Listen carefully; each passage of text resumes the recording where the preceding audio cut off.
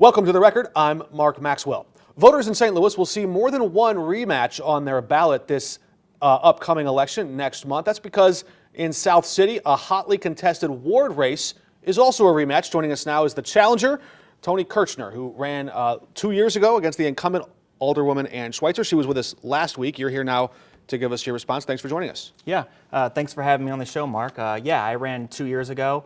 It was, like you said, a very close race, and one of the things that everyone asked is, win or lose, will you still continue to show up? And that's what I've done the last 2 years, is showing up to neighborhood meetings, reaching out to folks, and helping them whatever ways I can. Losing's no fun. How long after that did you know you were going to run again?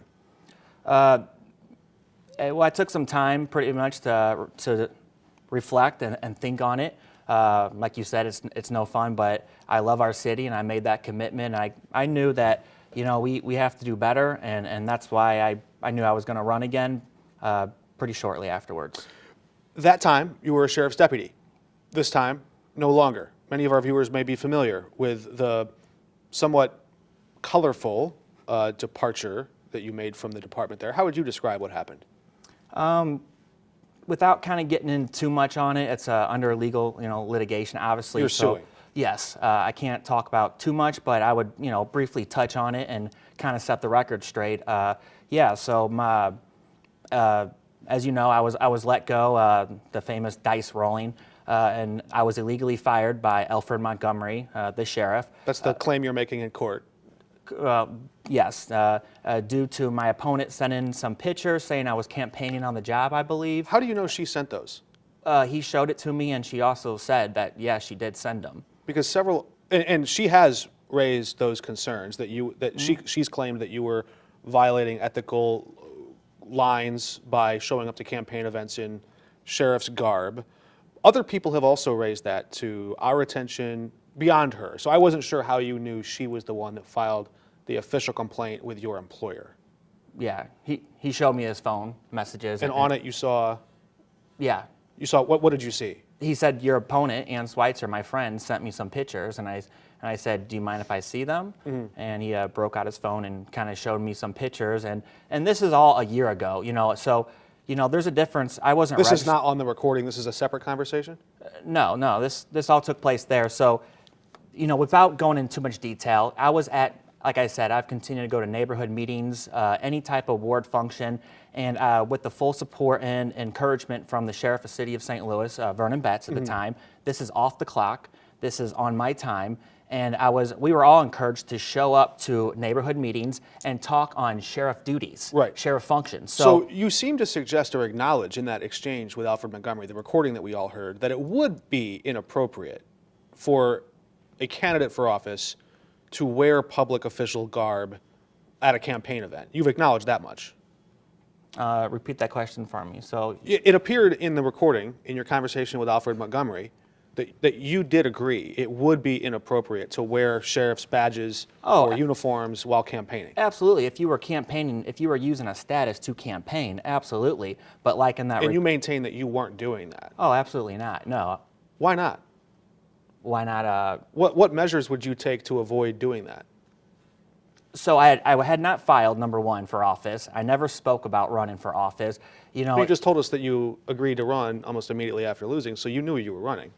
In the future, yes, I knew I would run, but you avoid any questions on, hey, I'm running for office or anything. I'm speaking on behalf of the St. Louis City Sheriff's Department on questions on, evictions, restraining orders, and CIT, that type of duties, with the full, encouragement from the sheriff speaking at these meetings. There's never no political talk. In part of that conversation with Alfred Montgomery that we heard in the recordings, you said that on your way home from work, you would stop and change out of something quickly. And then a different part, I wasn't sure how you would explain this. It didn't seem to add up to me. You also said that you had a sheriff's hat on, but it wasn't your official issued hat. So did you change out of your official hat into a hat you bought online or something? There's no official sheriff's hat, so we're not issued no hat. That hat, that is if the deputies want to purchase a hat, they could purchase one. But so that's the hat you would wear to work. No, that's just the department. That's just the hat I bought from Amazon, I believe, actually. That says sheriff. What impression do you think it gave people to wear that in public at these campaign-style events? there was no campaigning ever going on. So if I'm there, I could be in full uniform speaking with the support of the sheriff. I'm just losing you a little bit. So how do you make the distinction between what's a campaign event and what's not? You're saying you're there. I'm speaking just on behalf, like a liaison officer, when you go to a meeting. I'm actually just going to the neighborhood meeting to listen and support the sheriff's department. But there was no speaking, no talking, unless I was asked by the president of the neighborhood association, hey, Tony, some people are having some issues with squatters. Do you mind coming up here and just kind of briefly talking about ways that what they could do, or restraining orders, or just to kind of fill in some time to help give some information. This is a really interesting dynamic, because should you become elected, you'd be sitting on the Board of Aldermen, and I don't know what oversight you think you might have over the sheriff. But there could be, I mean, the sheriff comes to the Board of Aldermen seeking funds. What would that relationship look like between you and Alfred Montgomery should you be elected? Yeah, I mean, I said I'll work with anyone, once elected. It's not a popularity contest just because I don't like you or I don't like this person. You have to work with people. Obviously, there's tension there. I'm not asking about tit for tat. I'm asking, do you think he's running that office effectively? Do you think there's anything you could do from the Board of Aldermen to carry out oversight over the way that sheriff's office could or should run? Yeah, it's alarming that some of the things that I'm hearing from a lot of officers that have reached out to me, saying some ideas that have been talked about. So there's definitely some oversight that needs to be looked into. If those ideas are carried out, do you think they would be in the public interest to know what they are? Yeah, there needs to be transparency, and definitely there needs to be, especially that would benefit, being a prior deputy sheriff, knowing kind of how the duties work and operations, day-to-day functions. Can you share with us any details about what these ideas are that you've heard about? I don't want to get into it, just because I don't want to, without saying the names of these sources, I don't want to give up that information. You were there New Year's Day, Alfred Montgomery's first day on the correct. job. You were still a sheriff's deputy, a sworn officer of the county of the city of St. Louis. And so you probably saw or witnessed or at least heard about the transition period there. What exactly happened? On the day that Alfred Montgomery came in, tried to take the keys, take the evidence room, take over, it wasn't a normal transition, was it? From my understanding, and that's just from kind of, it was, he wanted the day before kind of access from, and that's another lawsuit, I believe, coming from some other deputies. It was not a normal, He had tried to get access to uniforms, badges, and some equipment, and I think Is that all? I'm not there, so I don't want to, say, but it's in a lawsuit coming out, so it's going to all be, brought to light soon. Given what you know about the way that office is supposed to run, how will the arrival of Alfred Montgomery impact the people of St. Louis in the courts, when they're being summoned to court, for homicide detectives who need to solve murder cases? They have evidence now in his possession. How will people notice the difference? That office just needs some new leadership. I'll leave it at that. It definitely needs some oversight. It's something that we don't want another office like Kim Gardner's office to get to the point to where, a lot of good people leave and just say, well, I'm going to transfer out. It's something I think if anything we learned from that mistake, that to definitely be active in it and keep a close eye. We've asked you a lot about your last job. I Yes. appreciate your patience with that. I'd like to ask you about the job you're seeking now. What would be the biggest distinction, do you think, between you and Alderwoman Ann Schweitzer? I think by all accounts, she is fairly active and involved in just running complaints up to flagpoles. Somebody complains about a broken tree branch or a pothole here or there, and she's pretty visible and vocal in trying to get it fixed pretty quickly. Is that a fair assessment?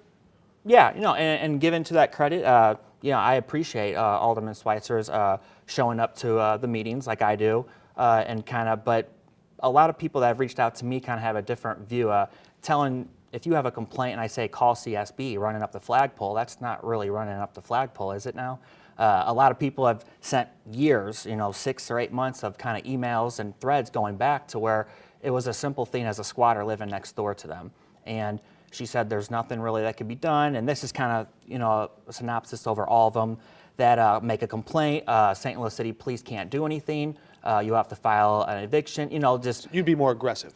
There you go. So the approach that I would take, Mark, and it's nothing personal against my opponent, is I have 4 years in the military that I'm very proud of, the 4 years of Navy veteran, 12 years as a deputy sheriff, that's 16 years. So I have been 16 years as a public servant. So along that way, you learn and see firsthand. You know, I've worked in juvenile courts. I've seen what facilities look like, meaning with equipment, and, you know, and just all like the departments. So I have an upper hand, and that's why I'm running. Wouldn't it be exciting to sit on that board, to be at the Board of Aldermen and have that law enforcement background and have... I don't know. I've sat in a few committee hearings. I don't know if exciting is the adjective I would use. Well, I'm saying to bring that resource to the table. So, and if I... The lived experience. Yeah, so and just to kind of show you an example, you know, why is it important? What's the number one issue that you would say that City of St. Louis agrees? If you ask anyone, what's the number one issue? You're asking me? Yeah. I'd say public safety and basic city services, kind of along the lines with a lot of in your ward, that's probably a very high popular idea, yeah. So, you know, with that being said, you know, when you run on public safety, you'd kind of want someone who's been in that field. We've had prior aldermen propose bills that unarmed traffic stops. You know, that's actually scary. A very popular idea in the city of St. Louis. The city police department just in the mayor's office put out a survey asking 1,300 voters, and 70% of the people who responded, including voters in the first ward, said at a car crash, their first preference would be an unarmed public safety officer. Not a car crash. I'm talking about unarmed traffic stops when you're chasing, you know, a car, or when a car, you know, traffic enforcement. Alderman Browning, who was then candidate Browning, has walked away from that proposal. I don't think he ever filed the bill. He floated the idea on the campaign trail, walked away from it. But you're saying if a bill like that came up, you'd vote against it. Are there other bills, other big ideas? Keep in mind, the next Board of Aldermen is going to spend the Rams money. Right. That's why it's important. And Alderwoman Schweitzer played a big role in killing President Green's Rams bill. So what pieces of legislation, what board bills that she's voted on do you take issue with, where your judgment would be different than hers?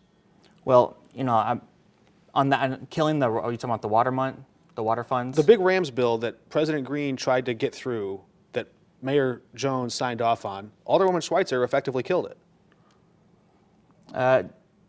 I would say that right now, you know, because she wanted to try to rush water through. Yeah, right. I'm raising one example. I'm opening the door for you to raise any example you'd like. Are there votes that she's taken that you disagree with? I hesitate and I question that, you know, when her political allies are Tashara Jones, Megan Green, Kim Gardner, Cori Bush, you know, these are kind of the people, that's what you get when you go with kind of, you know, Ann Schweitzer has voted with, you know, with Tashara, 93%. So you're saying she's voting against her allies? Why would she do that?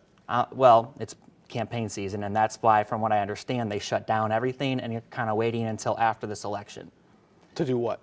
To get the new alderman in there. So no one's running on a campaign promise. That's why they kind of said, let's go for recess, and we'll continue this afterwards. I was on the floor. It didn't look like a coordinated strategy. It looked like it was a big meltdown, if you ask me. Well, there was a lot of dysfunction, yes. I do agree, okay, with that as well. What do you make in general of the Board of Aldermen and how it has functioned? But again, I want to go back to that question because I didn't actually hear a distinct answer from you. Take the Rams bill and that big shiny object off the table for a moment.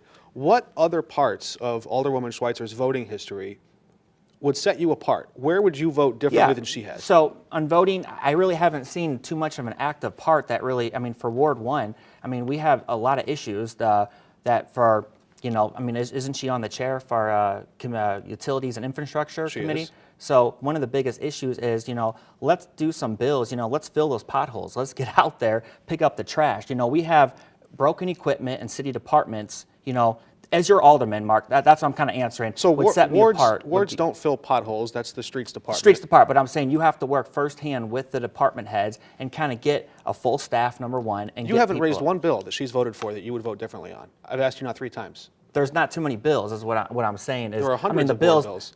Lots of board bills, but I mean, everything she's either voted yes for, yes, I probably would have been right there. There's not too many things that she has done that I haven't said, you know, oh, I would vote completely a disregard. So your voting records would look very similar. They would look very, you know, yes, on a lot of things they're pretty much right accurate, but the difference would be me taking a different approach to getting things done in the neighborhood.